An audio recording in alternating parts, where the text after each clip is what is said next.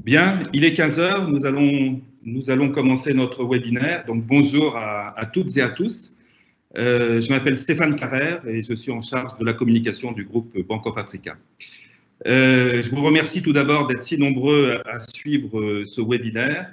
Nous avons reçu en effet 400 réponses, nous sommes 80 pour l'instant à peu près, et ce nombre va monter au fur et à mesure. Je rappelle que cette édition est la 4e du genre et nous avons donc maintenu ce rendez-vous qui est habituellement organisé en public, donc à Abidjan, en liaison avec les équipes de BOA Capital. Donc, je vais vous présenter rapidement le déroulé de ce webinaire, ainsi que l'ensemble de nos intervenants par ordre d'apparition. Donc, la présentation sera faite banque par banque par Laura Tran, notre directrice des participations. Après chaque exposé, le premier étant la BOA Bénin, nous répondrons à 3 de vos questions. Puisque vous avez en effet la possibilité de les poser, ces questions, sur le chat, donc uniquement par écrit, comme je viens de dire à Edith. Notre directeur général adjoint, qui s'appelle Abderrazak Zebdani, vous répondra avec en support les directeurs généraux des 6 filiales Bank of Africa qui sont cotées à la BRVM. Ces 6 directeurs généraux sont pour le Bénin, Sadio Cissé, pour le Burkina Faso, Faustin Amoussou, pour la Côte d'Ivoire, Vincent Istas, pour le Mali, Redouane Toubi, pour le Niger, Sébastien Tony et pour le Sénégal, Abdel Zampalegré. Après les 6 présentations et donc nos échanges qui en résulteront, Amine Bouhabid, qui est notre directeur général, conclura la session en mettant ces résultats en perspective avec la crise sanitaire actuelle, donc c'est l'impact Covid. Ça va nous emmener aux alentours de 17 heures et nous terminerons par une quinzaine de minutes d'échange avec la presse, si celle-ci souhaite des interviews spécifiques. Et vous aurez aussi la possibilité de revenir sur quelques interrogations que vous pourrez reformuler. Je signale enfin la présence avec nous de Mamadou Igor Diarra, qui est notre directeur régional pour la zone UMOA, et de Jean-François Montel, notre directeur financier, qui va modérer le débat avec moi. Donc, je passe maintenant la parole à Laura Tran pour sa première présentation, BOA Bénin, et nous sommes 90 personnes à être connectées sur cette plateforme. Laura, je te passe la parole, c'est à toi. Merci Stéphane, bonjour à toutes et à tous. Donc, avant de vous parler du Bénin, je vais vous exposer les principaux faits marquants de l'année 2019 des BOA situés dans la zone UMOA. Donc, à commencer par le lancement de 2 nouveaux produits digitaux, à savoir MyBOA et BOA Web. MyBOA est une application qui permet aux utilisateurs de consulter leur compte et de faire des opérations depuis leur téléphone mobile.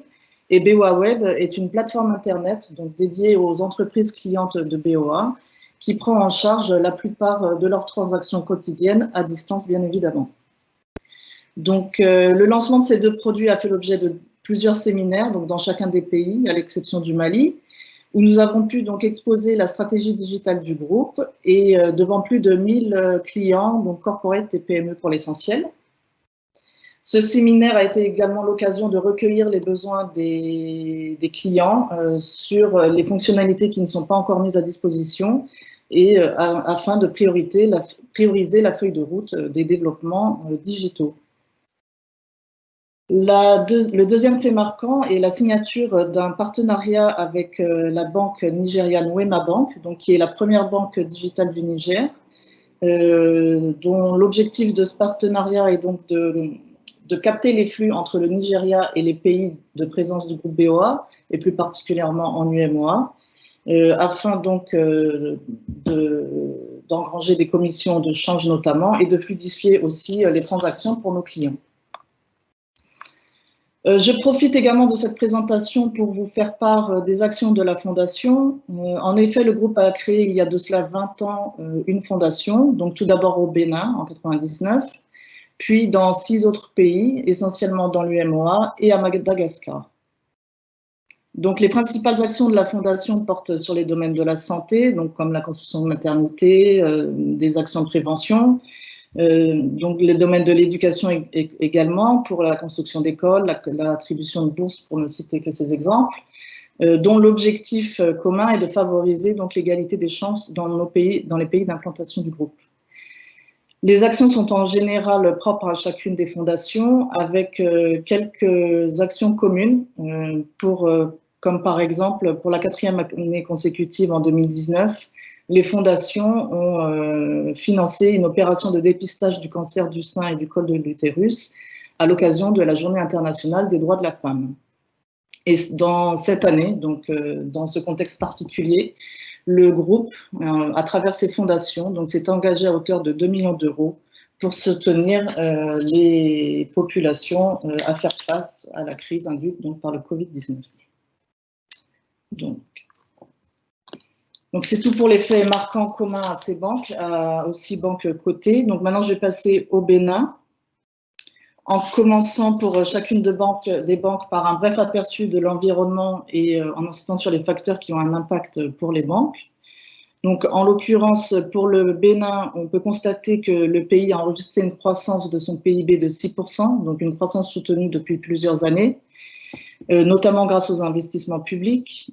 Son déficit budgétaire est en amélioration, donc en dessous du seuil des 3% recommandé par l'UEMOA, on va dire, notamment grâce au coton, et un niveau de dette publique qui se situe aux alentours de 39-40% du PIB, donc qui est jugé comme un risque de surendettement modéré par le FMI.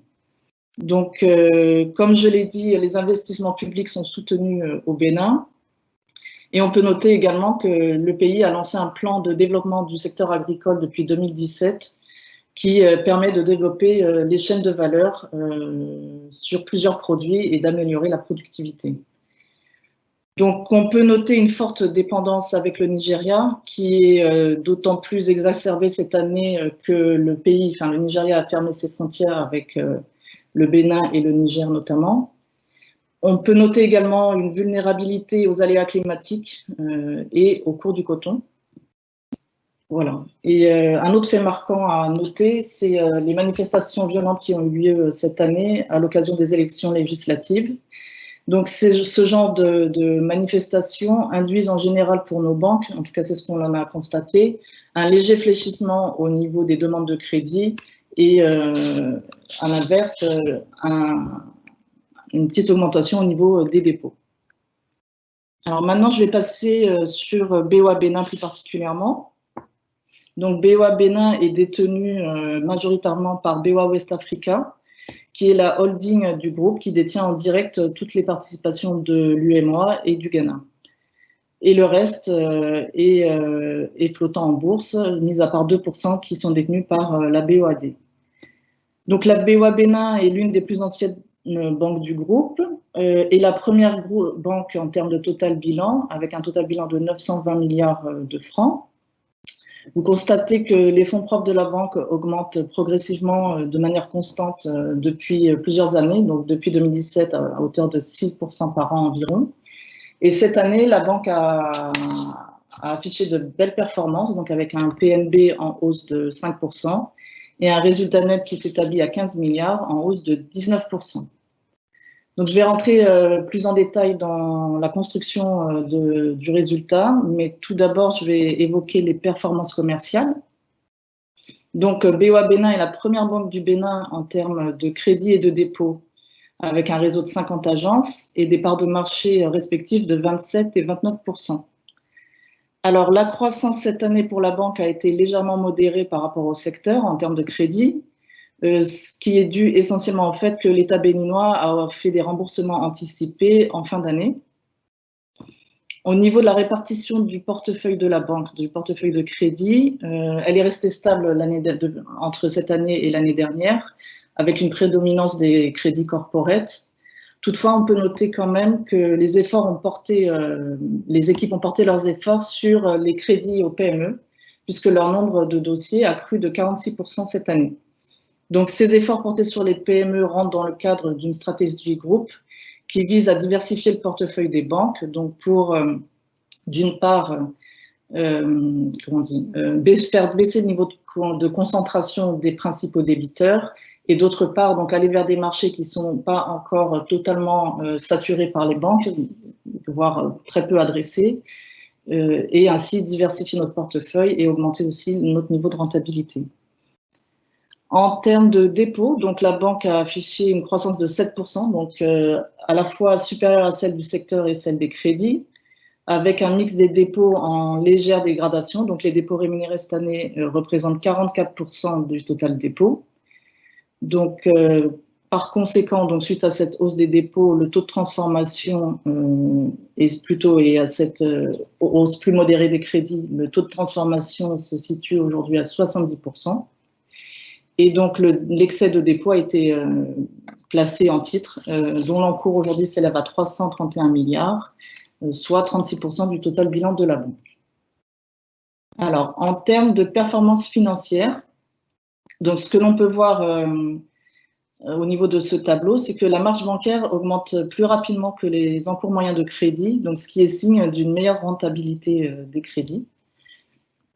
On observe un léger recul des commissions, donc moins 1,8% cette année, suite notamment à des opérations de change qui ont baissé à cause, suite au durcissement des exigences réglementaires. Donc les clients ont plutôt été vers l'informel et à la fermeture des frontières avec le Nigeria. Donc le PNB affiche une croissance cette année de 5%, donc essentiellement portée par la marge bancaire.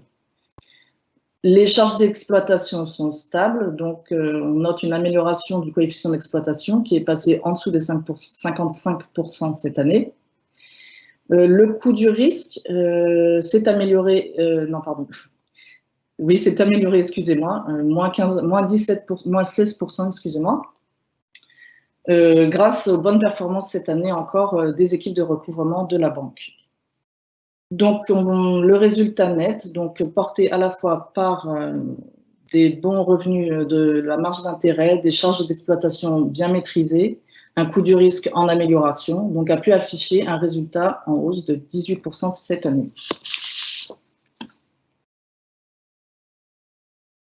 Alors, cette performance ne se reflète pas au niveau du cours boursier. Donc, le titre s'est déprécié de 14% cette année. Dans un secteur, donc le marché cette année a clôturé l'année à moins 7,55% et le secteur financier à moins 9,46%. Voilà. C'est un phénomène que l'on retrouve chaque année pour la plupart de nos banques.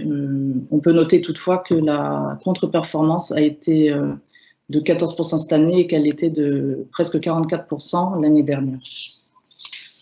Donc, ce qu'on peut dire, c'est que les performances boursières ne sont pas corrélées avec celles de la banque, qui affiche un ROE assez élevé et en augmentation depuis plusieurs années. Le dividende brut par action qui a été payé le 15 mai était de 459 francs, en augmentation par rapport à l'année dernière, et ce qui nous donne un rendement du dividende de l'ordre de 13%, si on le ramène au cours du 31 décembre 2019. Donc, le price earning qui en découle est de 4,9 fois les bénéfices, donc suite à cette chute de 14% du titre. Voilà, j'espère que j'ai été claire. Je vais repasser la main à mes collègues pour les séances de questions. Merci Laura. Alors, on a une question qui concerne la fermeture des frontières avec le Nigeria. Comment vous avez, on nous demande comment la banque a mesuré l'impact de la fermeture de ces frontières sur son activité. Donc, c'est une question pour Abderrazak Zebdani, que vous n'avez pas encore vu, qui va brancher sa caméra et qui va pouvoir répondre à votre question. Oui, alors bonjour tout le monde. Avant de répondre à cette question, donc j'espère, je voudrais souhaiter la bienvenue à tous les invités. Comme l'a dit Stéphane tout à l'heure, c'est la 4e édition. Dans les éditions précédentes, on organisait ça en présentiel, donc il n'y avait que les invités qui habitaient à Abidjan qui pouvaient faire le déplacement. Maintenant, avec la technologie, donc je souhaite la bienvenue. On est à peu près 120 participants, donc je souhaite la bienvenue à tous les participants de tous les pays de l'UEMOA. Je souhaite également, je profite de cette occasion pour nous souhaiter à tous une bonne sortie de cette crise pandémique qui nous tombe dessus, avec bien sûr nos prières pour les disparus et nos souhaits de prompt rétablissement à tous les malades et souffrant encore à cause de cette crise. Donc ça, c'est une question qui concerne plutôt le pays, donc concernant l'impact de la frontière du Nigeria sur l'activité de la banque au Bénin, de notre banque au Bénin. Je passerai plutôt la parole à M. Sadio Cissé, donc, qui est directeur général de BOA Bénin, et c'est lui qui pourra donner des éléments concrets comme réponse à cette question. Ok, merci beaucoup, M. Zebdani. À la suite de M. Carrère et de M. Zebdani, je remercie tous les intervenants, mais également tous les invités qui sont nombreux aujourd'hui à nous écouter. Alors, pour ce qui concerne la question de la fermeture des frontières du Nigeria avec le Bénin et l'impact de cette fermeture sur l'activité de BOA Bénin, je rappellerai d'abord que les frontières ont été fermées le 15 août 2019. Donc, sur l'exercice 2019, ça a porté à peu près sur 4 mois et demi, ce qui est assez significatif, effectivement, sur les activités du Bénin de façon générale et sur l'activité de BOA Bénin. En termes d'impact, alors je dirais que impact direct d'abord. Impact direct, c'est les manques à gagner qu'on a enregistrés en matière de commission d'abord. Effectivement, ça a été rappelé par Nouratan qu'il y a eu un léger recul des commissions en 2019. Donc, la fermeture des frontières a contribué à cela, effectivement. Un autre effet négatif, alors, du fait que certains opérateurs qui étaient quand même actifs sur le Nigeria ont subi le contre-coup de la fermeture des frontières. Alors, ces clients ont vu effectivement leur situation se dégrader et on a sur ces clients quelques difficultés de remboursement des échéances. Une bonne partie a été réglée, mais une partie quand même a été dégradée. Donc, il y a quand même un effet négatif sur la qualité du portefeuille, même si le poids n'est pas très significatif au regard de nos encours. Alors, un autre effet qui est indirect, c'est qu'aujourd'hui, en faisant le point des opérations entre le Bénin et le Nigeria, on constate qu'en termes d'exportation officielle, c'est entre 8 et 10% des exportations sur le Nigeria, et en termes d'importation, c'est autour de 15%. Et ça, c'est sans tenir compte de l'informel. Alors, en intégrant l'informel, alors ces chiffres tournent autour de 50%. Et puisque l'informel au Bénin dépend presque exclusivement du Nigeria, ça fait que les clients qui étaient actifs, d'abord les clients qui exportaient les denrées alimentaires sur le Nigeria, les clients qui exportent également les véhicules sur le Nigeria, et tous les petits producteurs maraîchers qui exportaient leur production sur le Nigeria ont été directement impactés par la fermeture des frontières et par ricochet, mais cela se répercute sur, on va dire, toute la sphère, tout l'écosystème qui gravite autour de secteurs informels et qui impacte tous les opérateurs économiques du fait d'une ponction, on va dire, sur la circulation monétaire liée à l'activité informelle. Donc, voilà en gros les impacts qui ont été élevés sur l'activité de BOA Bénin. En termes de chiffres, au niveau des commissions, le manque à gagner tourne autour de 60 millions. Et en termes de dégradation du portefeuille, c'est autour de 200 millions. Donc, de déclassement de dossiers liés à ce facteur-là. Je vous remercie. Merci Sadio. La La question suivante va être posée par Jean-François Montel, notre directeur financier. Merci Stéphane. Bonjour à tous. Donc j'aurai une deuxième et une troisième question puisque je dirais le public semble être vraiment intéressé par les résultats de BOA Bénin. Donc les deux questions porteront sur la gestion du risque. Donc la première question donc sera une question d'organisation. Comment est organisée donc la gestion du risque à BOA Bénin? Et la deuxième question sera une question sur le volume de write-off. Quel est le montant write-offé en 2019? Donc une question pour Abderrazak Zemdani. Merci Jean-François. Donc je répondrai plutôt à la première question concernant l'organisation de la gestion des risques. Donc depuis, je crois maintenant 6-7 ans, je crois qu'on a démarré le projet en 2013. On a donc harmonisé au niveau de toutes les filiales du groupe, y compris la maison mère, le dispositif de gestion de contrôle des risques au niveau de toutes les filiales. Et ce projet-là, à l'époque, on l'avait baptisé Convergence. Donc d'abord, ce Convergence, donc on a la première chose, c'est qu'on avait donc mis en place une sorte de constitution de la gestion des risques. Cela se traduit par une nouvelle politique de gestion des risques crédits avec un certain nombre de principes sacro-saints.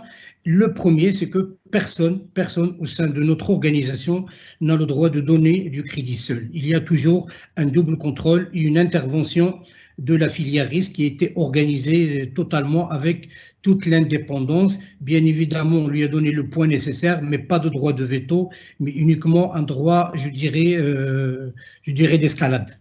Le rating aussi entreprise a été revu. Le schéma délégataire au niveau de chaque filiale, y compris bien évidemment BOA Bénin, a été revisité encore une fois pour qu'il y ait toujours le double regard, une double analyse d'une demande de crédit avant sa mise en place. Au-delà de ces aspects avant octroi, le dispositif post-octroi également a été renforcé en mettant en place au sein de la filière risque un certain nombre d'entités qui sont en charge donc du contrôle deuxième niveau et surtout le contrôle a posteriori, que ce soit pour le risque crédit, que ce soit pour le suivi du risque opérationnel et du risque marché.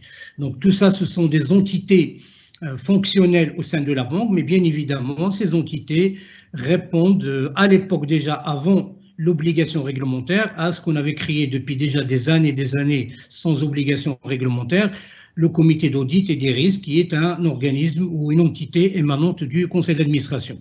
Maintenant, à partir de, je crois que c'est janvier ou juillet 2018, en tout cas à partir de l'année 2018, il y a bien évidemment obligation réglementaire d'avoir un comité des risques et un comité de crédit, et le contrôle et le poids de la filière risque a été donc renforcé, puisque l'entité en charge de la surveillance, non pas de l'octroi, mais de la surveillance, maintenant ne dépend plus de la direction générale locale de la banque, mais dépend justement de ce fameux comité des risques qui, lui, est une entité émanant du conseil d'administration. Bien évidemment, depuis la mise en place de ce dispositif, donc on a observé effectivement un meilleur contrôle des dossiers et donc une baisse nette, assez nette, de la dégradation du portefeuille, donc le passage au CDL et l'augmentation des provisions. Mais parallèlement donc à ce projet Convergence, on a aussi mené un projet assez structurant qui était la refonte totale du processus de recouvrement, avec bien évidemment une synergie avec une filiale de la maison mère, c'est Fino Maroc à l'époque, pour mettre en place un outil en charge aussi bien de la gestion préventive des risques que du recouvrement, donc c'était l'outil Collect. Et bien évidemment, on a revisité l'ensemble des process concernant la gestion du recouvrement avec ces trois phases, gestion préventive, pré-contentieux et bien évidemment contentieux, en insistant sur le fait que le métier de contentieux n'est pas un métier de juriste, mais plutôt un métier de banquier, parce que souvent, on a affaire à des clients qui peut-être veulent le rembourser, mais ils ont besoin d'un montage, ils ont besoin de solutions qui leur permettent un petit peu d'avoir de l'oxygène pour pouvoir rembourser. Et donc, notre objectif était d'éviter au maximum le recours, je dirais, judiciaire. Voilà ce que je pourrais dire, grosso modo, sur donc tout ce qui a été fait depuis quelques années sur l'organisation de la filière risque et parallèlement à celle du recouvrement. Je crois que pour le montant, je ne l'ai pas en tête. Je passerai peut-être la parole à Sadio Cissé. Lui pourra nous donner donc le montant des write-off qui a augmenté, je tiens à le signaler, donc depuis 2018, puisque depuis 2018, la nouvelle réglementation bancaire donc, exige que toutes les créances totalement provisionnées qui dépassent 5 ans doivent faire l'objet donc de write-off. À toi, Sadio. Ok, merci beaucoup, M. Zerdani. Sur la première question, je voudrais simplement ajouter que ce qui a été présenté par M. Zerdani, je confirme et confirme également que l'organisation en place aujourd'hui est telle que aucune entité, je dirais même pas aucune personne, aucune entité effectivement ne peut accorder du crédit seule. Et j'ajouterais que au-delà de tout ce qu'il a rappelé, qui concerne le volet risque de crédit, alors on évolue vers une organisation qui prend en compte aujourd'hui en termes de prise en charge les risques opérationnels, les risques de marché également et les risques de taux. Donc toute la panoplie de la maîtrise des risques est quand même, on va dire, intégrée dans l'organisation et dans l'activité de BOA Bénin aujourd'hui. Sur le deuxième point concernant le write-off, alors le contexte a été rappelé par M. Zerdani. Il faut rappeler effectivement qu'on a déjà eu à faire des write-off, mais le contexte réglementaire actuel a fait que ce write-off est encadré par le nouveau dispositif réglementaire depuis 2018, effectivement. Et en 2019, on a passé en write-off à peu près 24 milliards, ce qui d'ailleurs se traduit par l'historique de BOA Bénin qui a 30 ans aujourd'hui. Effectivement, il s'agit de créances déclassées vieilles depuis plus de 5 ans. Ces créances déclassées, un gros paquet concernait effectivement celles qui sont vieilles depuis plus de 5 ans. Donc le montant qui a été passé en write-off en 2019 est autour de 24 milliards. Je vous remercie. Bien, merci Sadio. Donc on va passer, parce qu'on a 6 banques à traiter, on va passer à la présentation de BOA Burkina. Si on a du temps à la fin, on pourra répondre à des questions plus groupées, mais donc on doit donc avancer.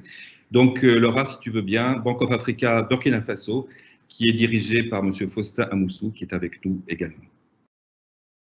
Merci Stéphane. Donc je vais reprendre le même plan que celui fait pour le Bénin.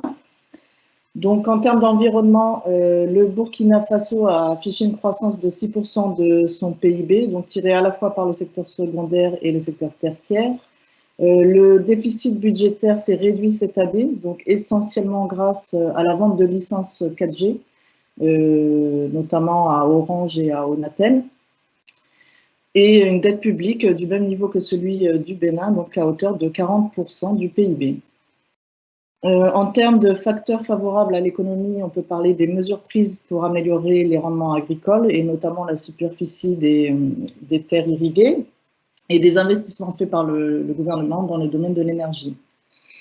On peut toutefois regretter donc, que le Burkina Faso soit toujours confronté à un défi sécuritaire important qui pourra avoir des forts impacts dans les zones minières et agricoles et qui pèse fortement donc, sur les dépenses publiques. Car d'après le FMI, le budget dédié à la sécurité du pays représente 3,9% du PIB. Alors pour la banque, à l'instar des autres banques du groupe, donc BOA Burkina Faso est détenu majoritairement par BOA West Africa, 8% d'institutionnels, donc notamment des assurances, et plus d'un tiers flottant en bourse. La banque, avec un total bilan de 867 milliards de francs, est la deuxième du groupe. Son bilan a augmenté progressivement de 7% par an depuis 2017. Grâce à des résultats soutenus, donc en forte croissance depuis au moins 2017, la banque affiche des fonds propres qui croient de 14% par an depuis 3 ans. Et cette année encore, donc, la banque a affiché de très bons résultats, donc, notamment avec un produit net bancaire qui augmente de 7,8% et un résultat net donc, de 18,5 milliards de francs. En termes de performance commerciale, donc la banque est la deuxième en termes de crédit au Burkina et la troisième en termes de dépôt, avec un réseau de 52 agences. Cette année, donc la performance de la banque en termes de crédit a été plus modérée que celle du secteur, donc 2,8% contre 12,7% pour le secteur. Donc cette croissance modérée est notamment due à l'impact d'un nouvel acteur qui est la Banque agricole, donc qui a pris des parts de marché sur le groupement des producteurs de coton. Et BOA Burkina Faso a dû également faire une rétrocession d'encours d'un crédit qu'elle avait fait à sa filiale qui détient son siège pour respecter un ratio de parties liées.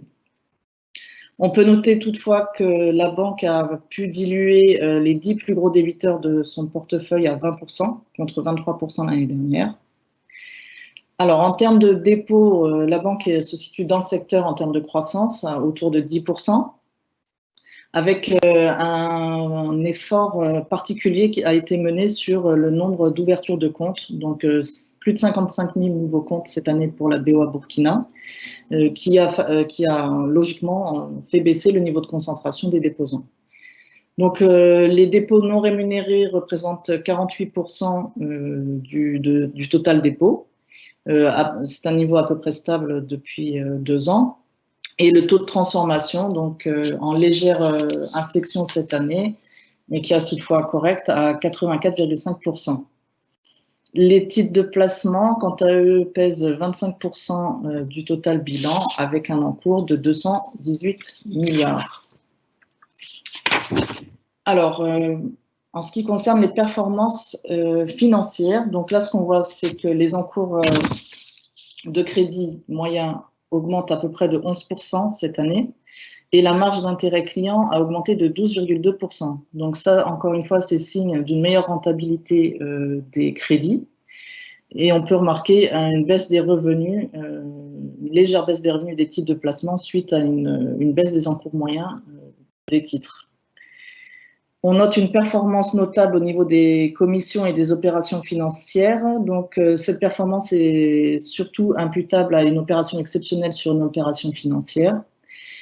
Il n'en est pas moins que le PNB ressort à 42,7 milliards de francs avec une augmentation de 7,8%. Donc, le coefficient d'exploitation, quant à lui, s'améliore et passe en dessous de la barre des 45%, donc à 44,9%. Et le RBE donc, ressort en hausse de 13% à 23,5 milliards. En termes de coût du risque, donc là, on voit une forte hausse en nombre, mais il faut noter que le coût du risque représente seulement 0,4% des encours moyens de crédit. Donc cette hausse s'explique notamment à des passages en perte qu'a dû faire la banque cette année suite aux nouvelles dispositions réglementaires en vigueur depuis 2018 qui exigent que les banques passent des provisions plus tôt et passent en perte les crédits au bout d'un certain temps, et aussi à un volume de reprise qui a été inférieur à celui de l'année dernière. Donc le résultat net cette année a augmenté de 7% pour s'établir à 18,5 milliards de francs. Donc en termes de comportement boursier, donc encore une fois, ces performances ne se répercutent pas sur les cours. Donc, j'ai oublié d'insister sur ce point pour le Bénin. Cette contre-performance s'explique principalement par le fait que la liquidité est très faible. Donc là, vous voyez que cette année, le volume moyen d'échanger par mois est de 23 800 titres. Donc, ça fait à peine un peu plus de 1000 titres par jour, ce qui est quand même très faible. Donc, ça veut dire que les échanges impactent beaucoup sur le cours. Donc, cette année, la banque va distribuer un dividende en légère hausse de 423 francs par action, ce qui lui ramène un rendement de entre 11 et 13% selon qu'on considère le cours au 31 décembre ou le cours de la semaine dernière. Donc, le paiement, a été payé en mai. Que dire d'autre? Donc, le price earning est bas, à 4,5 fois les bénéfices, ce qui se situe en dessous de la moyenne du secteur financier qui est aux alentours de 5,2 fois les bénéfices. Et ce, encore une fois, malgré des indicateurs financiers solides et en croissance continue depuis plusieurs années. Donc, c'est tout pour la présentation. Stéphane. Voilà, merci Laura. Alors, sur le Burkina, on a surtout des questions sur l'impact Covid. Donc, je rappelle qu'on est sur l'exercice 2019 et que cet impact sera traité par notre directeur général en fin de présentation. Peut-être que donc Abderrazak ou Faustin, le directeur général de la banque, veut dire un mot sur le développement des produits digitaux qui devient donc une activité importante pour la banque. Oui, bien sûr. Ok, il n'y a pas de souci. Bon, je rappelle tout le monde que depuis maintenant bientôt 5-6 ans, le mot-clé qui guidait notre stratégie au niveau de toutes les filiales et pas uniquement l'UMOA, c'est le mot transformation. C'est la transformation.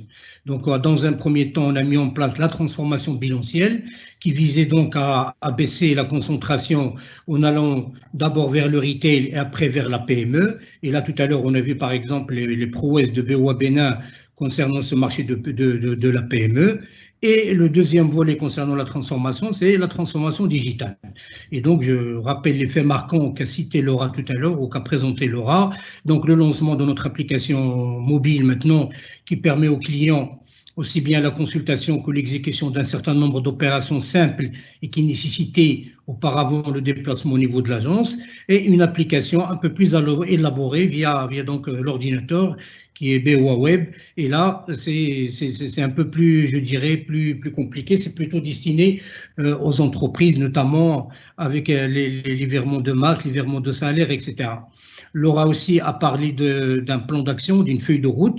Donc, c'est une feuille de route que nous suivons tout particulièrement à très haut niveau, au niveau de la direction générale du groupe, et qui nous fait que régulièrement, nous enrichissons aussi bien l'application MyBOA que l'application BOA Web par des nouvelles fonctionnalités qui donnent donc plus de souplesse, plus de, je dirais,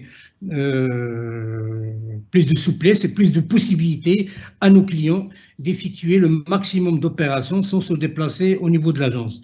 Maintenant, effectivement, le Covid-19 nous tombe sur la tête et avec les mesures sanitaires qui ont été prises dans plusieurs pays, avec limitation de déplacement, avec les distanciations sociales, ben, je pense que nos applications digitales sont tombées à point pour effectivement permettre aux clients de traiter leurs opérations, de consulter leur compte sans pour autant être obligés à se déplacer dans ce contexte-là très difficile au niveau de nos agences.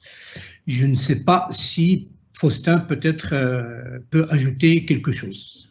Alors, merci. Avant que Faustin intervienne, il y a des questions plus techniques et plus financières qui sont arrivées entre-temps, et donc Jean-François Montel va les traiter, et tu pourras revenir après sur les questions digitales si tu le souhaites, Faustin. Donc, Jean-François.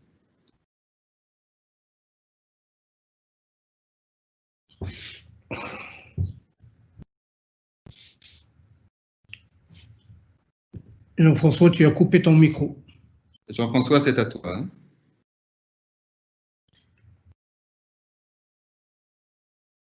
Financière.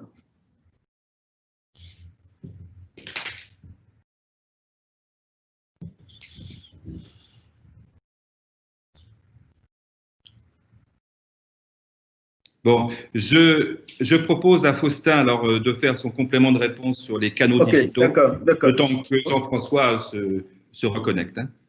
Bon, pour les produits digitaux, je pense que Abderrazak a dit l'essentiel, mais je vais revenir sur la présentation de Laura, notamment donner plus d'explications relativement à l'évolution modeste des crédits. Outre l'explication qu'elle a donnée, il faut noter aussi que la banque a priorisé la rentabilité à volume. Parce que quand même, il y a eu de grosses opérations qu'on n'a pas souhaité financer du fait de la faiblesse des taux. Donc, relativement à la contre-performance des cours, là, il faut noter aussi que au niveau de la bourse, on a noté quand même le retrait quand même des investisseurs internationaux du marché de la BRVM. Là aussi, à cela s'ajoute, comment dirais-je, en quelque sorte une perte de confiance des investisseurs et du fait aussi de la baisse des indices de performance de la bourse. Tout ça là impacte l'évolution actuelle des cours. Voilà ce que j'ai à dire par rapport à la présentation. Merci bien. Alors, je ne sais pas si Jean-François peut reprendre la parole, sinon on va passer à la banque suivante. Jean-François, je vais reprendre la parole, hein, bien entendu. Donc, il y a beaucoup de questions qui sont posées donc, sur les performances du titre. Et surtout, une question, c'est l'impact du Covid sur la performance du titre. Donc, comme a dit Stéphane tout à l'heure, on va regrouper parce que l'impact Covid, il est commun pratiquement à toutes les banques, à toutes les filiales. Donc, c'est, comme l'a dit Stéphane, c'est Emin Bouhabid à la fin qui fera une présentation résumée des impacts Covid sur la banque. Mais là, comme on est en train d'analyser, de présenter les comptes 2019, donc en 2019, il n'y avait pas de Covid. Ok, donc on va passer à la banque suivante, donc, qui est la BOA Côte d'Ivoire, dirigée par Vincent Istas. Laura, si tu veux bien nous présenter l'exercice 2019 de BOA Côte d'Ivoire. Très bien. Alors, donc, on va commencer par l'environnement. Donc, la Côte d'Ivoire qui a affiché une très belle croissance de son PIB, donc à l'instar des autres années de 7,5%. Qui est principalement porté par les secteurs des services. Le déficit budgétaire s'améliore également à 2,3% du PIB et une dette publique en légère amélioration, donc à 37,8% du PIB également. On peut noter donc la bonne contribution de l'investissement privé à l'économie, notamment dans tout ce qui est commerce, transport et télécommunications. Par contre, à l'instar des autres pays, on peut regretter une trop forte dépendance à une matière première telle que le cacao. Donc, la Côte d'Ivoire est vulnérable face aux fluctuations du cours. Le cacao représente quand même 15% de son PIB et 38% des exportations. Il y a d'ailleurs eu cette année un retard des exportations suite aux conditions météorologiques et une annonce du gouvernement de son intention de contrôler la production de cacao pour les campagnes à venir à 2 millions de tonnes. À noter également donc, le niveau élevé des importations de produits pétroliers et des produits alimentaires qui représentent 40% des importations totales du pays. Alors, au niveau de la banque est détenue majoritairement par BOA West Africa à hauteur de 69% et un flottant légèrement inférieur à 30%. Donc, le total bilan a accusé une légère baisse, notamment du fait d'une baisse des crédits et des dépôts l'année dernière. Les fonds propres, en revanche, augmentent à hauteur de presque 15% par an, du fait de résultats croissants également. Cette année, la banque a affiché de très bonnes performances, donc avec un PNB en croissance de 7,7% et un résultat à 14 milliards en croissance de près de 23%. Donc, au niveau des performances commerciales, donc la banque se situe au niveau 8, on va dire, avec 4% de part de marché en termes de crédit et de dépôt.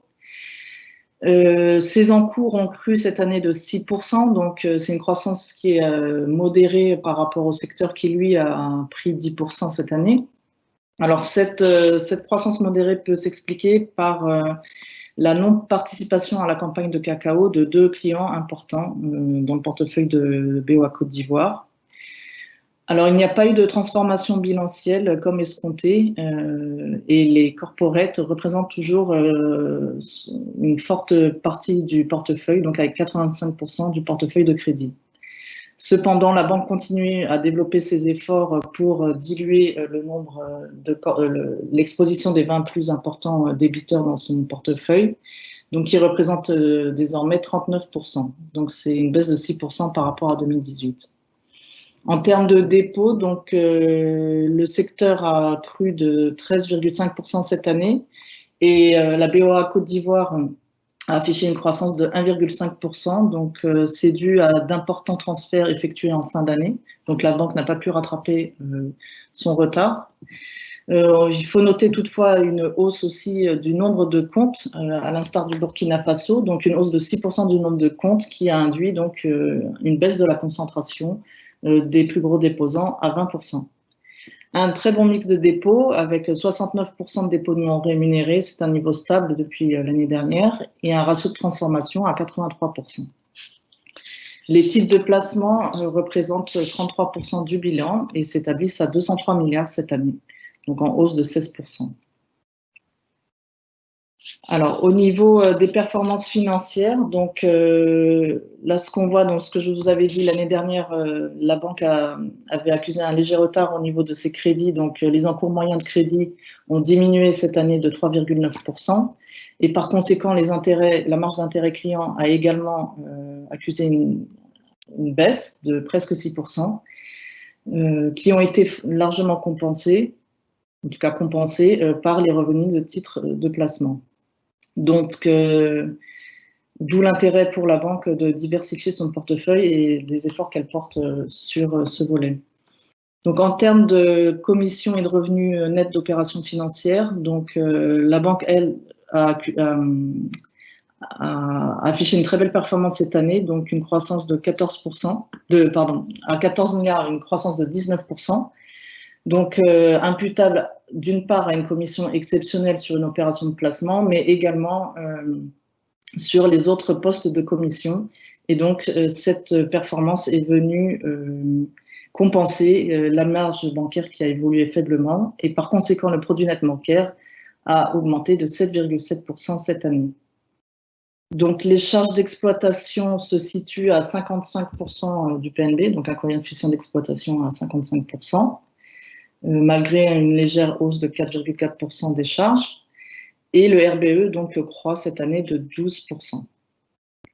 Le coût du risque a augmenté légèrement, donc de 550 millions, et porte essentiellement sur un dossier corporate, et demeure maîtrisé donc à 0,47%, donc moins de 0,5% des encours de crédit. Au niveau du cours, donc, le titre a accusé donc, une dépréciation de moins 4,9%. Donc, c'est une performance meilleure que celle du secteur. Hein. Je rappelle que la BRVM s'est repliée de 7,55% cette année, avec un volume de titres en baisse par rapport à l'année dernière. Donc, 31 000 titres en moyenne échangés cette année contre 44 000 l'année dernière. Donc malgré, alors là je vous voyais depuis 2017, les résultats de la banque sont en croissance. Le ROE cette année s'affiche à 29,2%, un ROA à 2,4%. Et malgré ça, donc notamment du fait de la faible liquidité et peut-être une perte de confiance dans les marchés, comme l'a souligné M. Amoussou tout à l'heure, donc le cours s'est déprécié. Le dividende a été voté donc vendredi dernier à 350 francs, donc une légère hausse par rapport à l'année dernière, et sera payé donc le 15 juin, ce qui fera un rendement, donc si on s'arrête au cours de vendredi dernier, un rendement de 11%, 10,6%. Et le price earning s'établit donc aujourd'hui à 4,6 fois les bénéfices. Donc Stéphane. Merci Laura. Donc encore des questions liées au Covid qui seront traitées, je le rappelle encore, en fin de présentation. Par contre, il y a deux questions qui se rejoignent. La première, c'est y a-t-il un lien entre le résultat boursier en baisse et la santé financière de la banque? Et une question corollaire, à votre avis, quelle est la cause de cette tendance négative générale des cours des actions? Abderrazak, si tu Donc, c'est veux plutôt répondre ou distribuer la parole, ou Laura directement. Laura pourra continuer, effectivement. Alors, nous, on n'observe aucune relation, donc ça fait plusieurs années qu'on fait ces présentations et ça fait plusieurs années que les cours se déprécient, malheureusement, mais à l'instar du marché boursier dans sa globalité. Donc, il n'y a aucune corrélation entre les résultats nets des banques, entre la croissance des bénéfices des banques et le comportement boursier. Je crois que c'était tout comme question. Je pense également que le manque de liquidité aussi, Oui, tout à fait. les actions ne sont pas tellement liquides. Même en 2018, on voit que 44 000 actions qui ont circulé. Là, ça baisse pratiquement à 22 000. Donc, je veux dire, c'est pas véritablement un marché efficient. Bien, je passe la parole à Jean-François Montel pour une deuxième question sur BOA Côte d'Ivoire. Oui, il y a une question sur les secteurs d'activité. Donc, quels sont les principaux secteurs d'activité financés par BOA Côte d'Ivoire? Donc là, c'est plutôt Vincent Istas, directeur général de la banque, qui peut apporter l'éclairage nécessaire. Bonjour. La BOA Côte d'Ivoire donc est présente sur l'ensemble des secteurs d'activité. Elle a néanmoins une concentration particulière sur les grandes entreprises, avec un portefeuille à 85% sur les grandes entreprises et l'État. Sur ce portefeuille-là, on va dire que le principal secteur est le secteur commercial. Le secteur commercial qui regroupe néanmoins des entreprises aussi diverses que des exportateurs de cacao, des vendeurs de véhicules, des vendeurs d'ordinateurs ou des supermarchés. Donc ce sont des gens qui ne transforment pas les produits qu'ils vendent. Et ça, c'est donc l'essentiel de le secteur le plus important. Nous avons également dans le secteur de la transformation un certain nombre d'unités industrielles et puis donc des services financiers également, services aux entreprises et services financiers. Ok, merci Vincent. On a encore quelques minutes pour une troisième question. Pour compléter, si tu permets, oui, pardon. Pour compléter. Donc effectivement, tout à l'heure, j'ai parlé de la stratégie du groupe au niveau de la transformation. Effectivement, cette transformation n'est pas encore au rendez-vous, comme il a dit Laura tout à l'heure, au niveau de BOA Côte d'Ivoire, qui reste malheureusement dépendant d'un certain nombre d'acteurs. Et on a vu que les deux acteurs de cacao ont pu avoir un impact un peu, je dirais, négatif sur la progression des crédits. Mais ceci dit, la banque présente quand même un certain nombre d'atouts, son dynamisme, comme en témoigne la progression du PNB, surtout qui est tiré de la progression des commissions. Les commissions avoisinent pratiquement une progression de 20% et une excellente maîtrise des charges et maîtrise des coûts des risques. Parce que même si on observe une dégradation du coût des risques à 0,4, et je pense que c'est très acceptable pour une banque dans ce genre de contexte. Il faut le rappeler. Merci Abderrazak. Donc une dernière question qui va être pour Vincent, je pense. On nous demande comment ont évolué les créances en souffrance sur les 3 dernières années à BOA Côte d'Ivoire.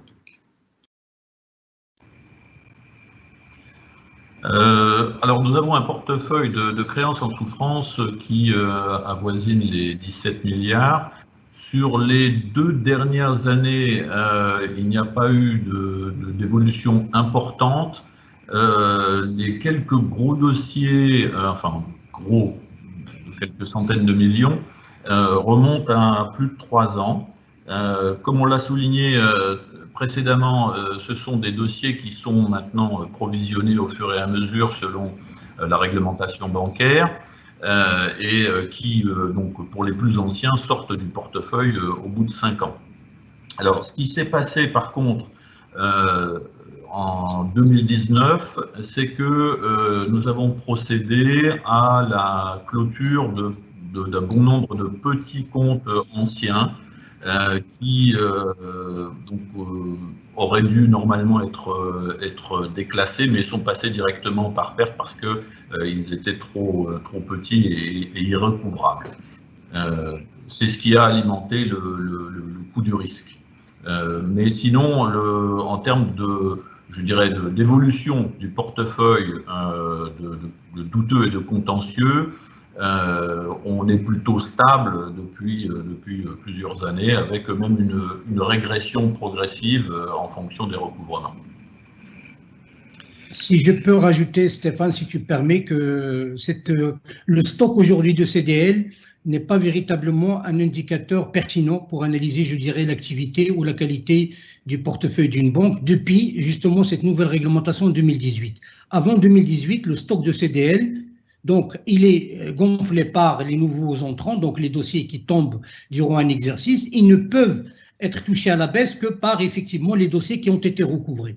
Maintenant, depuis qu'il y a cette obligation réglementaire de write-offer l'ensemble des créances qui ont dépassé 5 ans et ils sont totalement provisionnés, ce stock de CDL peut baisser, mais ça ne veut pas dire qu'il y ait un recouvrement. C'est tout simplement une exigence réglementaire que la banque est obligée donc de respecter. Donc, si on veut véritablement avoir une bonne analyse, il faut combiner le stock de CDL avec les volumes de write-off faits par la banque durant chaque exercice. Merci Abderrazak, et c'est sur ce que nous quittons la côte et nous allons au Mali.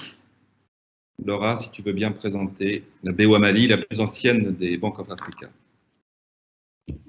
Alors, avant de faire un focus sur BOA, donc je vais vous faire un aperçu des faits marquants de l'environnement en 2019. Donc, une croissance du PIB de 5%, principalement tirée par l'or et le coton.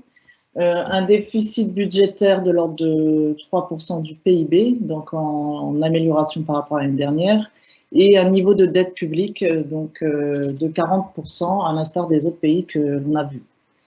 On peut noter que les investissements, tant publics que privés, restent faibles, mais des initiatives sont faites, comme le cadre stratégique pour la relance économique, pour développer ces investissements. Donc là, je parle du plan 2019-2023. Il y a également un programme d'infrastructures économiques qui a été lancé en 2019, je pense, de 5,5 milliards de francs. Donc le Mali est fortement dépendant à l'or et au coton, qui représentent 86% des exportations du pays. Il possède de faibles infrastructures, et on peut regretter donc un faible niveau d'industrialisation et par conséquent un faible niveau de transformation de ces matières premières. À titre d'exemple, le coton, seul 3% du coton est transformé au Mali. Donc bien évidemment et malheureusement, le Mali fait face à une crise sécuritaire persistante depuis plusieurs années et donc fait face à un climat social tendu.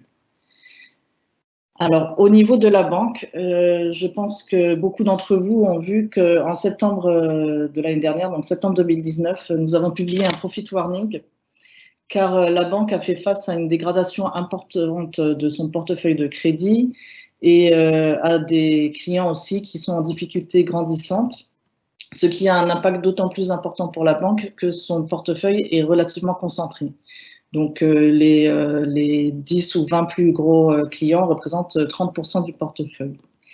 Donc, pour faire face à cette situation, donc, le groupe de BOA a lancé un plan d'action, donc un plan de remédiation, qui ont porté sur plusieurs axes, donc, notamment le changement et la réduction des effectifs de la direction générale, la continuité du plan de réduction des charges qui avait été lancé en fin 2018. Nous avons pris également des mesures d'allègement du bilan, donc, qui consistent notamment à céder des immobilisations qui sont dans le bilan et qui pèsent sur le fonds propre de la banque. Bien évidemment, un plan d'assainissement a été lancé, accompagné aussi d'une volonté de baisser fortement les financements corporate pour éviter d'être trop exposés, comme c'est le cas aujourd'hui.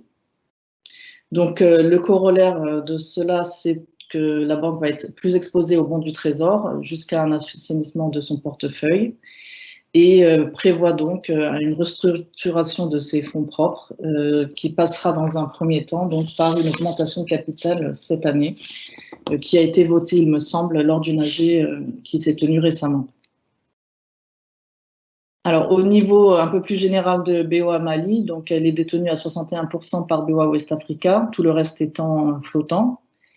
La hausse du bilan cette année s'explique donc par l'accélération sur les titres de placement. Et les fonds propres donc, ont accusé un net recul cette année du fait du résultat, de la perte plutôt, qu'a affiché la banque de moins 6,9 milliards cette année.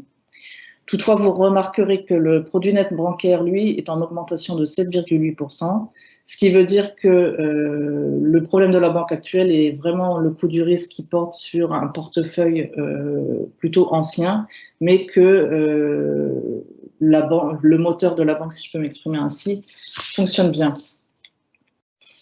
Donc, en termes de performance commerciale, donc, BOA Mali est la 4e banque du Mali en termes d'encours de crédit et de dépôt. Elle a affiché donc une performance de 2,9% cette année en termes de crédit dans un secteur qui a augmenté de 5,6%. Donc, dans un contexte, comme vous l'avez compris, d'octroi très prudent.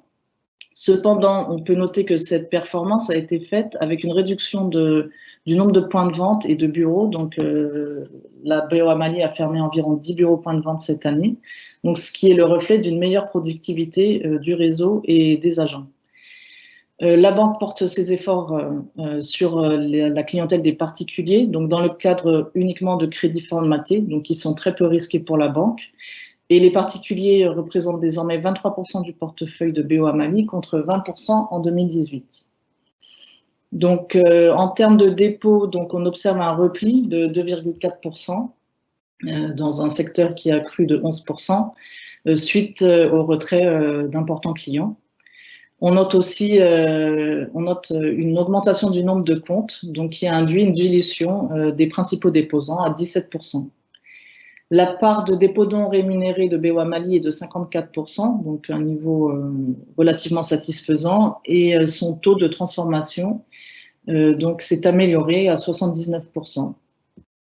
Donc, comme je vous le disais tout à l'heure, les encours de titres de placement sont en forte progression cette année, donc plus 91% à 185 milliards de francs, ce qui représente 32% du total bilan de la banque. Donc, en termes de performance financière, donc là, vous voyez que la marge d'intérêt client a affiché un repli de 10%. Ça, c'est dû donc aux déclassements qui ont été importants cette année. Donc, les dossiers déclassés ne produisant plus de produits d'intérêt.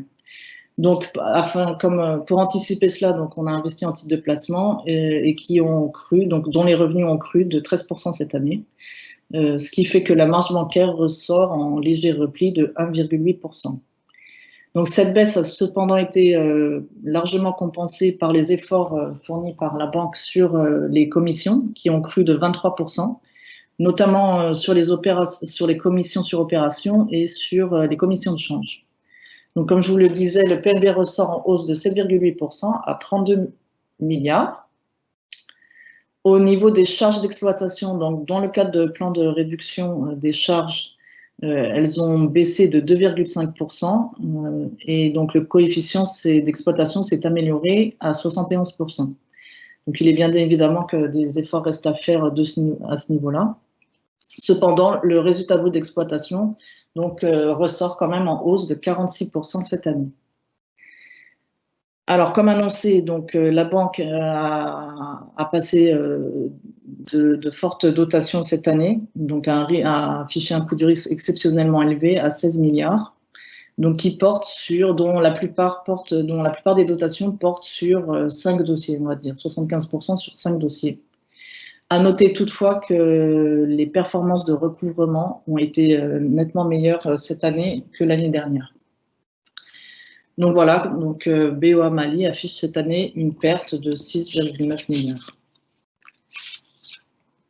Donc sans grande surprise, le cours cette année s'est replié donc de 153%. Donc cela étant, c'est le même niveau que celui affiché l'année dernière. Donc preuve encore qu'il n'y a pas de grande corrélation.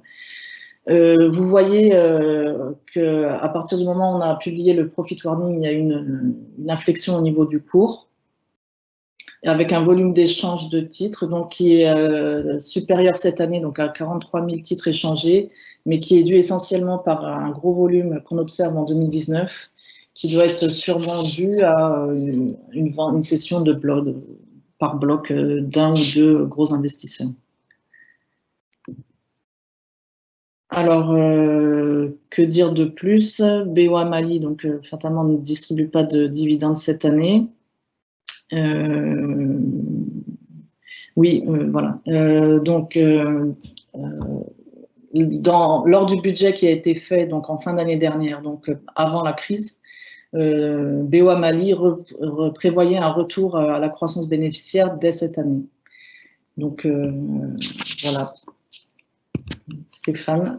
Merci Laura. Alors, nous avons bien évidemment beaucoup de questions sur BOA Mali. Donc, je vais poser la première, la question fatale. Pourriez-vous, s'il vous plaît, expliquer encore une fois quelle est la cause de cette perte de 7 milliards et quelles mesures ont été prises pour que cela se corrige? Ok, ben je pense que Laura a bien expliqué. Évidemment, il y a la situation sécuritaire dans le pays qui dure depuis plusieurs années, depuis pratiquement plus de 8 ans maintenant. La banque, aussi bien la banque que ses clients, ont montré quand même une certaine résistance, une certaine résilience, mais malheureusement, à un moment donné, les clients, plusieurs clients n'ont pas pu faire face à leurs engagements et on a observé une forte dégradation du portefeuille. Donc en 2019, il n'y avait plus de mesures à prendre, surtout avec le changement réglementaire et le durcissement des règles prudentielles concernant le déclassement et le provisionnement.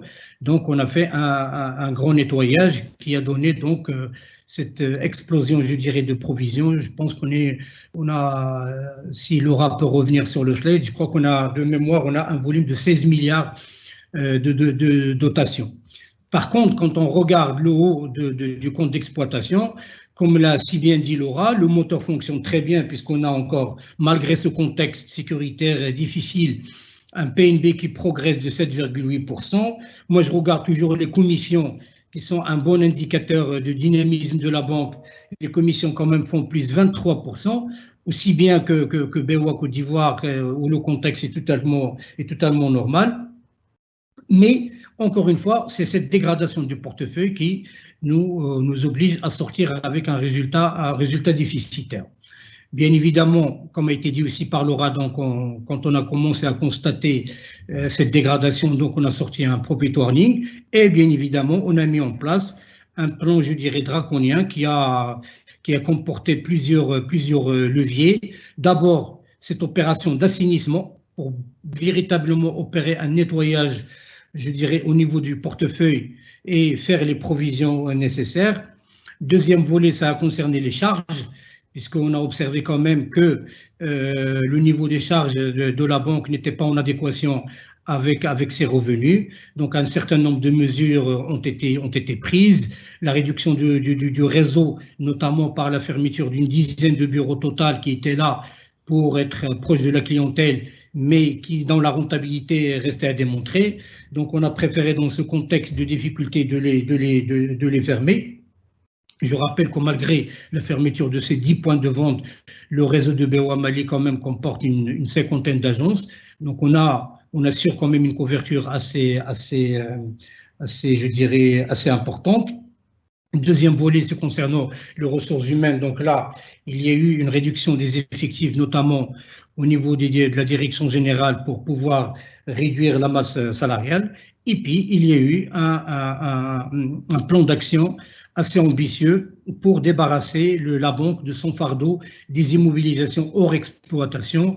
Et généralement, ces immobilisations rentrent dans le cadre du recouvrement. Donc, au lieu de récupérer du cash, des fois, quand le client n'a pas le choix, donc on récupère des biens à la place. Et ce sont des immobilisations qui ne produisent pas donc de richesse et en plus alourdissent un certain nombre de ratios qu'on est obligé de respecter vis-à-vis de la réglementation. Et en même temps, je dirais la dernière action, et là, on peut en parler dans quelques mois, c'est le renforcement, je dirais, des équipes du recouvrement et même injecter un souffle de dynamisme dans les équipes de recouvrement pour pouvoir, bien évidemment, récupérer une bonne partie des créances qui ont été déclassées et provisionnées. Voilà, je pense que je peux dire sur ce qui s'est passé BOA Mali en 2019. Ok, merci Abderrazak. Jean-François Montel, va prendre en charge 2 autres questions pour terminer Oui. la session Mali. Alors, les 2 autres questions porteront principalement sur les fonds propres, compte tenu du niveau de résultat 2019. Donc, une première question donc, sur l'augmentation de capital. L'augmentation de capital telle qu'envisagée est-elle suffisante pour réconforter les ratios de la banque, ou sera-t-elle suivie d'emprunts subordonnés? Ça, c'est la première question. Et la deuxième question portera sur la gestion des immobilisations hors exploitation. Quelle est la stratégie? Qu'est-il prévu? Donc, je laisse Laura répondre à la partie renforcement des fonds propres et je répondrai sur la partie immobilisation hors exploitation. Alors, oui, l'augmentation de capital qui est prévue donc pour ce deuxième semestre permettra à la banque de se retrouver conforme avec ses ratios réglementaires. Il est également prévu une dette subordonnée, mais qui reste à confirmer, donc suivant les évolutions des performances commerciales de la banque dans le contexte actuel de crise. Très bien. Merci Laura. Donc pour les immobilisations réexploitation, je pense que j'ai déjà répondu. Maintenant, effectivement, il y a une entité, il y a une équipe dédiée. Donc on a fait un état des lieux de l'ensemble de ces immobilisations pour avoir une évaluation, je dirais, actualisée. Et on a même fait intervenir un expert de BOA Capital qui est venu de Casablanca pour faire le point sur notamment les plus importantes immobilisations hors exploitation. Il y a eu même une des annonces au niveau de la presse. Il y a eu des partenariats avec des agences, je dirais, immobilières au niveau du Mali, pour pouvoir trouver le maximum d'acquéreurs et débarrasser donc la banque de ce fardeau qui pèse de plus en plus lourd sur ses comptes. Voilà. Bien, merci Abdelrazak. On va passer à la BOA Niger maintenant. Alors, le Niger, cette année, a affiché une croissance de son PIB de 6%. A creusé légèrement son déficit budgétaire, qui s'établit aujourd'hui à 3,6%, donc ce qui est supérieur à la norme de l'UMOA, qui peut être incombé par le niveau de dépenses sécuritaires assez élevé, et un niveau de dette publique aussi en dégradation, donc à 42% du PIB. Donc on peut toutefois saluer les grands projets structurants que mène le pays en termes de barrage d'oléoduc, donc qui offrent des perspectives économiques positives, notamment en ce qui concerne les exportations de pétrole. Donc, comme j'évoquais tout à l'heure, les dépenses sécuritaires représentent 18% des recettes budgétaires, donc ce qui est quand même assez élevé. Et le pays, dont l'agriculture représente 40% du PIB, donc est très vulnérable aux aléas climatiques. Donc, à l'instar du Bénin, le Niger a été affecté par la fermeture des frontières avec le Nigeria et également, bien évidemment, par cette persistance d'un contexte sécuritaire difficile. BOA Niger est détenu principalement par BOA West Africa à hauteur de 59%, 7% d'institutionnels et donc 34% sur la BRVM. Cette banque a une taille intermédiaire, donc au niveau du groupe, avec un total bilan de 344 milliards quasiment de total bilan de francs, donc qui croît en moyenne de 8% par an depuis 2017. Des fonds propres qui croient au même rythme à peu près depuis 2017. Cette année, la banque a affiché une très bonne croissance donc de 13,7% du PNB, donc à 23,4 milliards, et de presque 11% de son résultat net, donc qui s'établit à 8,5 milliards cette année. Donc BOA est la première banque au Niger en termes de crédit et la deuxième banque en termes de dépôt, avec respectivement 18% et 19% de part de marché. Donc cette année, la banque a affiché de belles performances tant en termes de crédit que de dépôt, donc avec une hausse de 12% de ses dépôts, donc contre un secteur banque en hausse de 11% et une croissance de ses dépôts, donc similaire à celle du secteur, à 11%.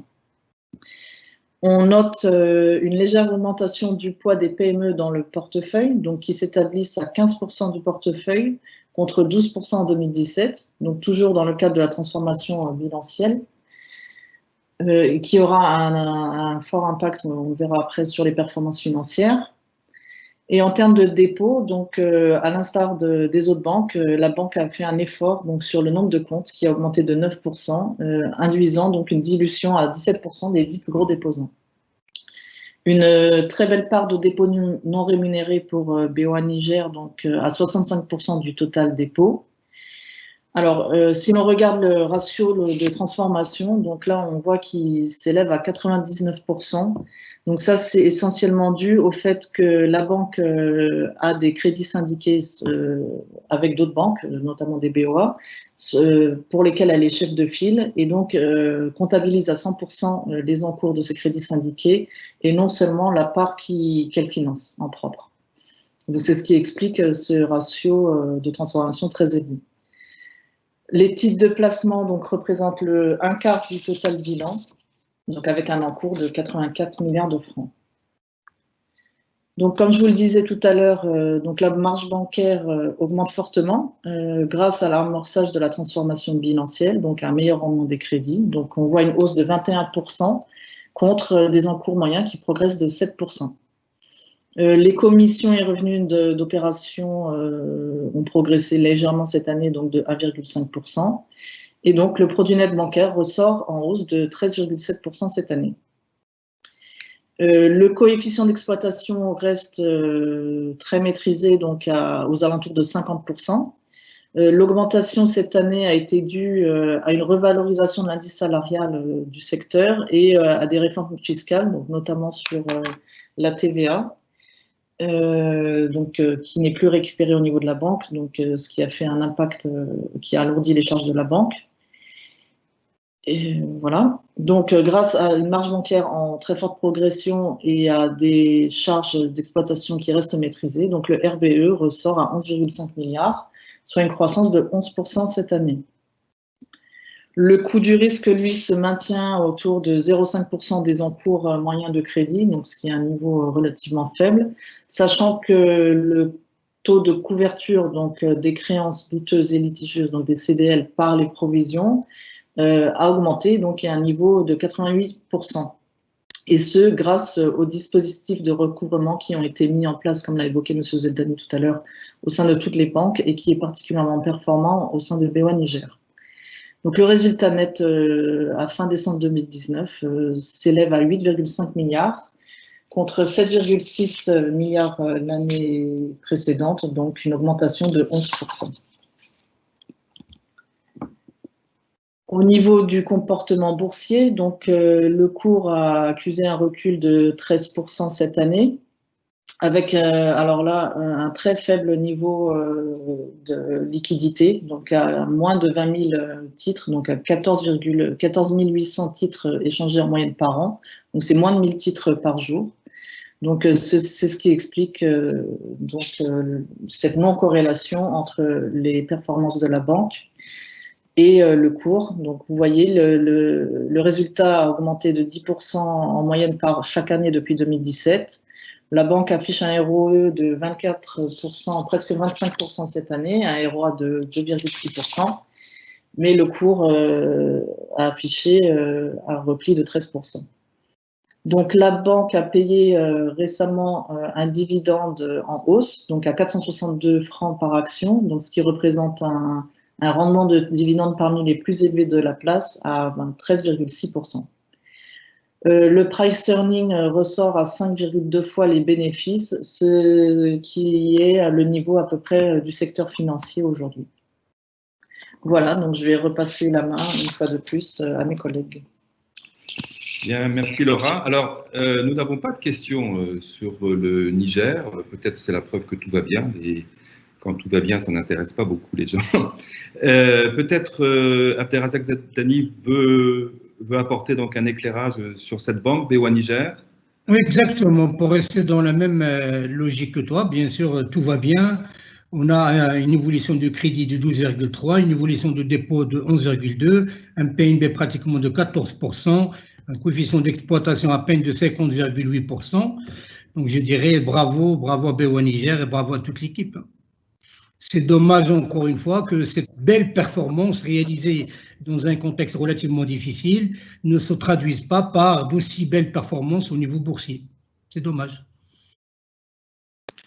Est-ce que Sébastien, tu veux ajouter quelque chose? Sébastien Tony, qui est le directeur général de la banque au Niger, avant de passer au Sénégal. Sébastien? Oui, merci Stéphane, merci à tout le monde. Donc, je voudrais simplement revenir un peu sur la présentation, notamment au niveau du chapitre des faits marquants. Donc, je voudrais ajouter un événement qui a marqué l'année 2019 et qui est d'une certaine importance pour le Niger, c'est la tenue du sommet de l'Union africaine. Donc, on n'avait pas ajouté cet événement qui est plus heureux que les deux autres que nous avons mentionnés, pour dire que c'est un événement qui a drainé en 2019 beaucoup d'investissements dont le pays a profité, notamment en termes d'infrastructures aéroportuaires, hôtelières, etc. Ça a été aussi un événement très bénéfique pour les opérateurs du pays et en termes d'apport en devises avec les investisseurs. Et ensuite, c'est des opportunités de crédit qui ont été créées pour les banques, notamment à travers les écosystèmes qui ont été créés autour donc, de ces investissements-là. Ça a été important.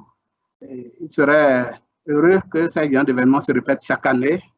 Et bon, après le Covid, je crois que nous allons espérer beaucoup de choses, profiter des infrastructures qui sont déjà disponibles au niveau du Niger. C'est ce que je voudrais ajouter. Merci. Merci Sébastien. Nous allons passer, sans plus attendre, à la 6e et dernière banque of Africa cotée à la BRVM, BOA Sénégal. Laura, si tu veux bien. Alors le Sénégal, cette année, a affiché une croissance de son PIB de 6%, donc une croissance relativement moins élevée depuis 2017, donc, où la croissance était de 7%. Une légère aggravation de son déficit budgétaire est à noter, donc, qui se situe à 3,9% du PIB, donc au-dessus du seuil recommandé par l'UMOA, qui peut être imputé donc, aux investissements publics importants, notamment dans l'agriculture, les infrastructures et le domaine de l'énergie. On constate des perspectives favorables en termes d'échanges commerciaux avec la Gambie et la Mauritanie via la mise en place, suite à la mise en place de ponts entre ces deux pays, ces trois pays du coup. Et on peut noter aussi un démarrage potentiel de la production de pétrole et de gaz prévu donc en 2022. Donc, vous avez noté que les investissements publics donc, étaient importants pour ce pays et on pourrait donc regretter donc, la faiblesse des investissements privés au Sénégal et des infrastructures de base encore insuffisantes et un défi énergétique qui reste élevé. Cette année 2019 a été l'année de lancement du deuxième plan Sénégal émergent. Et aussi, elle a été une année d'élection présidentielle, donc, qui, comme je vous l'ai dit en début de présentation, les années d'élection ont souvent un impact sur les demandes de crédit qui ralentissent et les encours de dépôt qui ont tendance à augmenter légèrement dans ces périodes. BOA Sénégal a la même structure d'actionnariat que les autres, donc détenue à 62% par la holding du groupe qui détient donc les participations de l'Ouest et le reste étant coté, donc 38% à la bourse. La banque, le total bilan de la banque dépasse les 500 milliards de francs cette année, donc à 535 milliards, soit une croissance annuelle depuis 2017 de 8%. La banque aussi affiche une belle croissance de ses fonds propres de l'ordre de 12% par an depuis 2017 grâce à des résultats soutenus depuis plusieurs années, depuis au moins 2017. Et cette année, donc, elle affiche une très belle performance en termes de produits nets bancaires, donc, qui est passé de presque 25% à 30%, donc ça fait 21% d'augmentation, et un résultat net de 9 milliards qui a augmenté donc, de 7%. Donc, la banque BOA est 5e en termes de crédit au Sénégal et 4e en termes de dépôt cette année. Elle était également 5e l'année dernière. Elle a affiché donc de très belles performances, donc 11% de croissance de ses crédits, c'est une performance supérieure à celle du secteur, notamment grâce aux ouvertures d'agences qui ont eu lieu l'année dernière et dans une moindre mesure cette année, une ouverture, donc 4 agences ouvertes l'année dernière et une cette année. La banque a porté également ses efforts sur la diversification du portefeuille et les particuliers représentent aujourd'hui plus de 25% contre seulement 18% en 2017. Et cependant, le niveau de concentration des 10 premiers débiteurs reste élevé. Donc en termes de dépôts, très belle progression également, donc de presque 18% dans un secteur qui augmente de 11%. Donc, comme je vous l'ai dit, c'est le fruit du réseau qui s'est étendu de 4 agences l'année dernière, avec une très belle progression du poids des dépôts non rémunérés dans le total des dépôts de 60% contre 50% seulement l'année dernière. Donc, suite à cette forte hausse des dépôts et donc supérieure à celle des crédits, le taux de transformation se dégrade légèrement et s'établit à 78% cette année. Et l'excédent donc de ce dépôt, tous ces dépôts qui n'ont pas pu être transformés, donc ont été placés en titre de placement, qui représente 33% cette année du total bilan de la banque.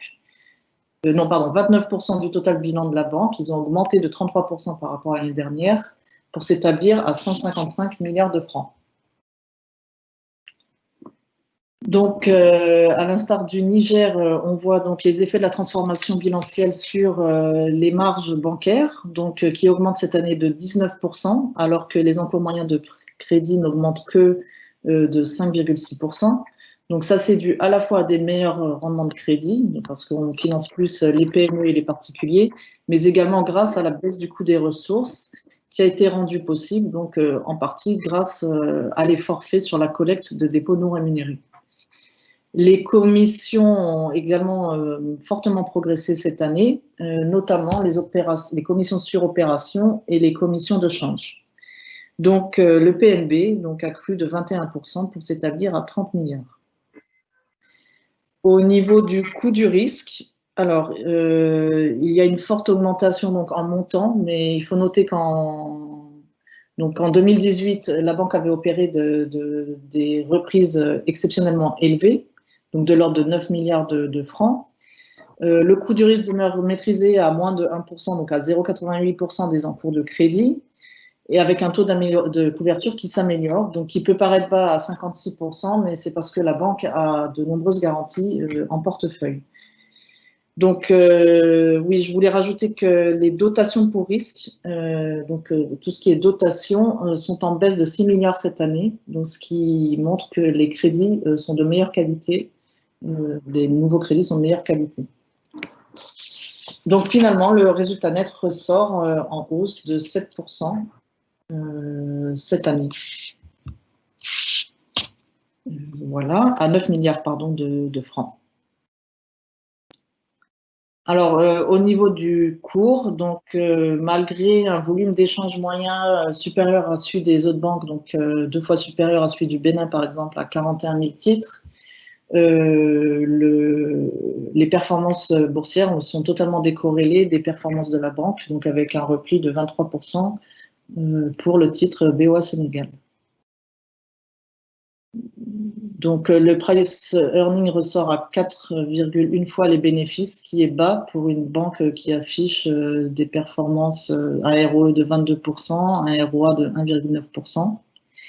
La banque va tenir son assemblée générale ordinaire donc, le 29 mai et proposera au vote un dividende de 179 francs par action, donc niveau similaire à celui de l'année dernière. Ce qui ferait, donc, si c'est accepté par l'AG, un rendement de l'ordre de 12%. Je vais repasser la parole à Stéphane. Merci. Merci Laura. Donc nous n'avons pas pour l'instant en tout cas de questions spécifiques sur la BOA Sénégal. Je vois une question qui vaut pour toutes les BOA qui demande si la communication financière des banques donc de l'UEMOA se fait assez rapidement pour impacter la bourse. Donc peut-être que Laura peut répondre à cette question. Moi, il me semble que de toute façon, à quelle date on sort ces résultats, bon, enfin, l'impact se fait donc ensuite dans tous les cas. Je ne sais pas si tu as un éclairage différent. Et après, on demandera donc à Abdel Zampalagré de compléter ton exposé. Alors cette année, c'est vrai que la communication s'est faite un peu plus tardivement que les autres années. Donc on a l'habitude de tenir ce séminaire donc en physique mi-avril. De toute façon, les banques cotées sont obligées d'attendre la tenue de leur conseil d'administration pour pouvoir communiquer sur leurs chiffres. Donc les conseils d'administration sont tenus en général par rapport à d'autres groupes assez tôt. Donc on a jusqu'à fin mars pour tenir les conseils. Donc en général, on les tient plutôt au mois de février. Donc les banques en général communiquent ce qu'elles peuvent dans la mesure où elles sont cotées, donc assez tôt. Mais de toute façon, on n'a pas remarqué, comme il n'y a pas de corrélation, et toujours encore une fois à cause de ce manque de liquidité, il n'y a pas forcément de corrélation entre le fait de publier des informations financières, de faire de la communication claire et un impact sur le cours boursier. Sans compter que tous les trimestres, donc les banques sont tenues de publier les performances qui sont disponibles sur le site de la BRVM. Donc je pense que de ce côté-là, les investisseurs sont informés assez régulièrement, sachant que les informations sont aussi disponibles sur le site et que les sociétés de gestion et même les personnes au sein de la banque sont tout à fait disposées à répondre aussi aux questions si besoin. Oui, et je peux compléter en disant que nous sommes engagés dans une réforme de nos sites web et donc que la communication financière sur ces nouveaux sites web va être beaucoup plus fluide, beaucoup plus claire et beaucoup plus fournie.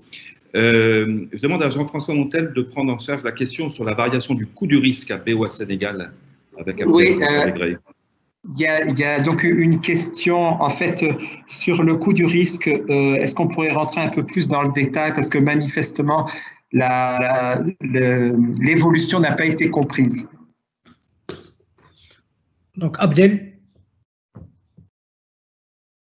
Merci beaucoup, M. Zebdani. Bonjour, mesdames et messieurs.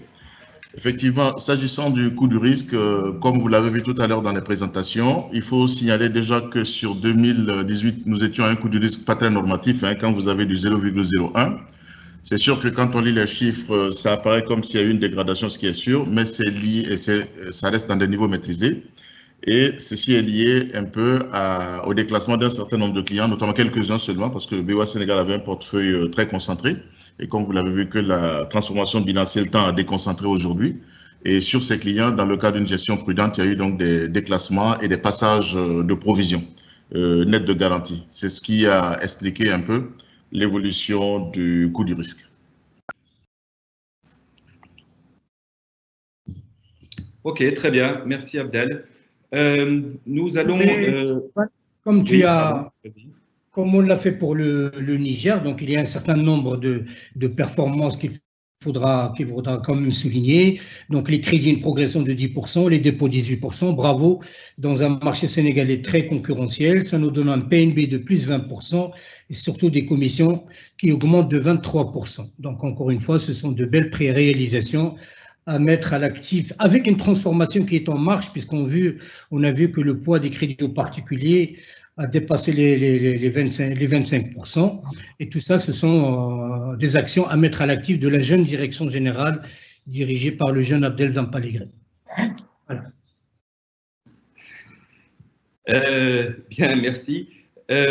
Avant de passer la parole à Amine Bouabid, donc pour qu'il nous parle de l'impact de la crise sanitaire sur notre activité, je voudrais faire passer deux messages. Je vois des gens qui posent des questions sur des banques qui sont déjà passées, donc on verra en fin de session si on a encore un petit peu de temps pour y répondre. En tous les cas, je laisse mon adresse sur le chat si vous voulez me reposer les questions, je vous trouverai les interlocuteurs nécessaires pour avoir les réponses. La deuxième chose que je voudrais dire, c'est pour les journalistes.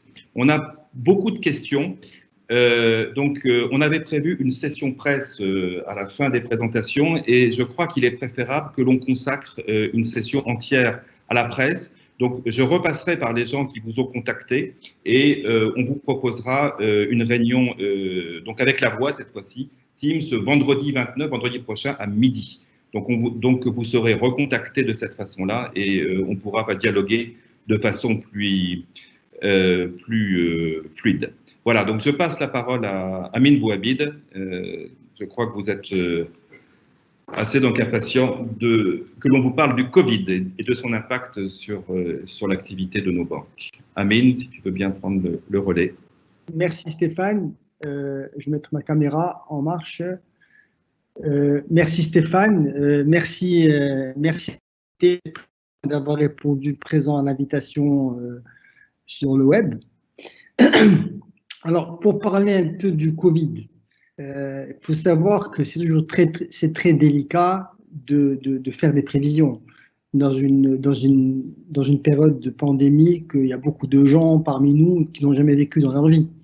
Parce que c'est une crise mondiale. Je ne vais pas revenir sur tous les mots, tous les défis qui se posent à ça, parce que ça, vous l'avez assez lu dans la presse et partout. Mais ce que je dis, c'est qu'il fallait quand même modéliser tout ça et essayer de voir un peu comment on va traverser cette crise, comment on va en sortir, etc. Donc tout ça, ça a été beaucoup de travail. Alors, donc on a beaucoup travaillé activement sur 5 points. Le premier point, ça a été le plan de continuité d'activité avec toutes ses composantes en termes d'agence, en termes de siège, en termes de clients. Donc tout ce qu'il fallait apporter comme solution, comme réponse en fonction de chacun des pays, où est-ce qu'il en est dans la pandémie, est-ce qu'il est avancé, pas avancé, etc. Donc ça, c'était des modèles qu'il fallait mettre en place et commencer à les diffuser et à les appliquer immédiatement au fur et à mesure de l'avancée et qui pouvaient changer chaque semaine ou chaque jour des fois. Donc c'était assez complexe à mettre en place. Je pense qu'il faut dire bravo aux équipes qui ont pu réussir cette transformation. Deuxième sujet, ça a été de pousser fortement les canaux digitaux que vous connaissez déjà, donc on en a déjà parlé tout à l'heure en 2019, qui ont été lancés, etc. Il a fallu vraiment pousser à l'utilisation massive de ces canaux digitaux pour éviter aux gens de venir à l'agence, mais venir que pour les choses vraiment essentielles. Troisième sujet, ça a été de répondre tant bien que mal aux sollicitations de nos clients qui vivent la crise en réalité, donc en ayant de l'empathie pour ces gens-là, mais aussi en apportant des solutions de facilité, de financement, de reconduction de certains crédits, etc. Bref, baisser un peu la pression qu'ils avaient sur eux, parce qu'on savait que leur activité ne fonctionnait pas en fonction des différents secteurs. Et le quatrième point, c'est qu'on a essayé de modéliser ce que j'ai dit en introduction, de modéliser les impacts financiers sur nos différents pays pour 2020, 2021, 2022. Ce travail donc on a pu tirer un peu des grandes tendances, et donc l'approche est une approche donc méthodologique qui permettait un peu d'appréhender le portefeuille par secteur et prendre des paris sectoriaux en disant tel secteur, je pense que dans l'hôtellerie ou dans la restauration, ben, il souffre déjà, et on verra les effets qui vont être néfastes pendant peut-être 9 mois, 12 mois, 15 mois, etc. Mais tout ça, c'est encore à prendre entre pincettes parce qu'on sera obligé de revoir ces modèles-là régulièrement, tous les trimestres, les revisiter, parce que c'est un exercice nouveau que personne ne connaît, ni en Afrique, ni en Europe, ni en Amérique. Partout, tout le monde travaille sur ces modèles-là sans savoir de quoi sera fait le lendemain. Mais pour l'instant, on attend au moins que la crise soit stabilisée et qu'elle arrête d'évoluer pour qu'on puisse poser véritablement les vraies bases. À ce moment-là, on sera plus en modèle Pour l'instant, on travaille on modélise, mais on revoit ces modèles régulièrement. Et le cinquième point, ça a été notre contribution, dont a parlé Laura tout à l'heure, qui s'est jointe aussi bien des fondations qui ont suspendu leur programme que des banques qui ont apporté aussi de l'argent pour aider essentiellement les populations démunies qui traversaient la crise. Et là, je pense qu'on est au-dessus de 2 millions d'euros de contributions qui ont été faites par le groupe et qui est réparti sur plusieurs pays. Donc le côté social a joué fortement parce que tout simplement, on avait aussi notre rôle à jouer là-dessus. Enfin, pour 2020, parce qu'il y a beaucoup de questions qui ont été posées, donc tout ça, c'est une approche, on était plutôt d'une approche défensive. Jusqu'à aujourd'hui, on va dire jusqu'à avril 2020, il n'y a pas de warning, puisque les résultats sont bons. Pour rassurer un peu les investisseurs et les analystes, les résultats sont conformes aux prévisions jusqu'à avril 2020, je parle bien d'avril 2020. À partir de mai-juin, on voit qu'il y a une dégradation qui commence à s'opérer. Donc on a une approche, on était sur une approche plutôt défensive, on cherchait pas, on était plutôt à rationaliser les choses, à répondre à des problématiques sur place, mais pas une phase expansionniste, on est dans une phase plutôt défensive en attendant de voir plus clair pour accélérer. Je pense qu'on devrait faire preuve de résilience en 2020, c'est un peu les grandes tendances qui s'affichent pour l'instant, avec un coût du risque certes qui va se dégrader, qui est prévu de croissance de à peu près 25%. Si je parle bien en agrégé, en global, à peu près, ça vous donne une tendance. Donc, ce n'est pas un coût du risque qui va se multiplier par 3, mais qui va peut-être augmenter de 25%. Et peut-être un léger recul sur le résultat de l'ordre de 8 à 10% à peu près, qu'on anticipe en tendance pour l'instant, avec un fort rebondissement qui devrait s'opérer en termes de résultats à partir de 2021. Donc, je pense qu'aujourd'hui, c'est juste des tendances, avant de stabiliser l'approche budgétaire. Une fois que la crise sera stabilisée, ça veut dire que tous les paramètres qui changent tous les jours se seront stabilisés, on sera plus en mesure de construire un véritable budget sur 2021-2022. Enfin, je pense que, pour finir, je voudrais terminer sur 3 points qui me paraissent importants. C'est le niveau de gestion, le leadership en termes de gestion de crise. C'est ce qu'on retrouve un peu dans toutes les littératures, qui repose un peu sur trois niveaux essentiels. Le premier, c'est de réagir et de répondre au choc et stabiliser tant que possible. Je pense que l'approche PCA, plan continuité d'activité, répond parfaitement à ce niveau-là, qui a déjà été mise en place et qui fonctionne correctement. Le deuxième niveau, c'est être réaliste à propos des implications de la crise, en termes financiers, organisationnels, attentes, etc. Et ça, je pense qu'on a commencé déjà à adapter nos organisations aussi bien à travers le PCA qu'à travers les plans projetés et l'approche de rationalisation des crédits, etc., qui a été mise en place dans le modèle Covid par chacune des banques. Je peux vous dire que ça nous a coûté plus que 100 heures de travail pour arriver à modéliser tout ça. Donc, ce n'est pas un travail simple, c'est un travail compliqué. On doit apprendre aux gens à faire des modélisations dans les règles de l'art, par secteur d'activité, par sondage, par etc.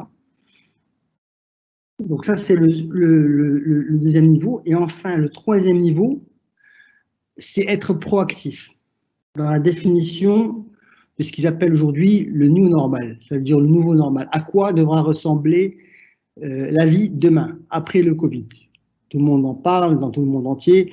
Donc, ça veut dire revoir les process, plus de digitalisation, plus d'outils qui vont permettre des gens qui vont travailler à distance, etc.